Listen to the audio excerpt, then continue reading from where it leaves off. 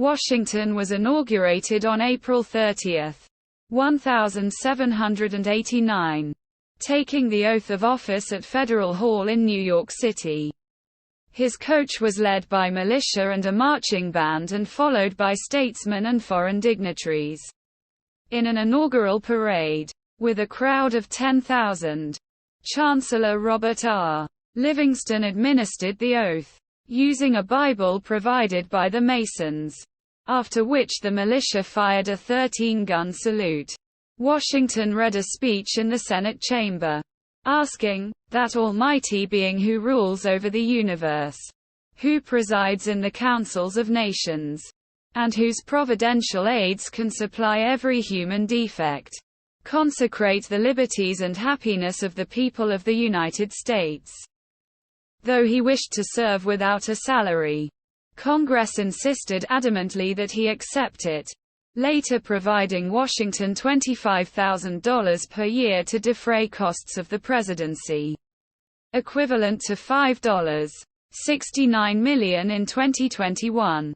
Washington wrote to James Madison, "As the first of everything in our situation will serve to establish a precedent. It is devoutly wished on my part that these precedents be fixed on true principles."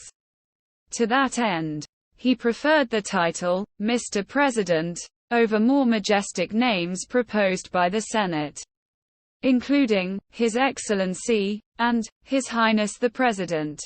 His executive precedents included the inaugural address, messages to Congress, and the cabinet form of the executive branch.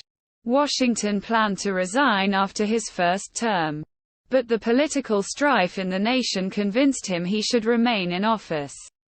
He was an able administrator and a judge of talent and character, and he regularly talked with department heads to get their advice.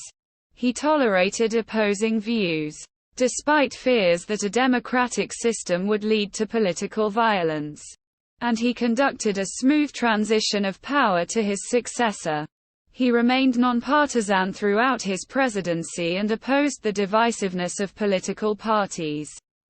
But he favored a strong central government, was sympathetic to a federalist form of government, and leery of the Republican opposition.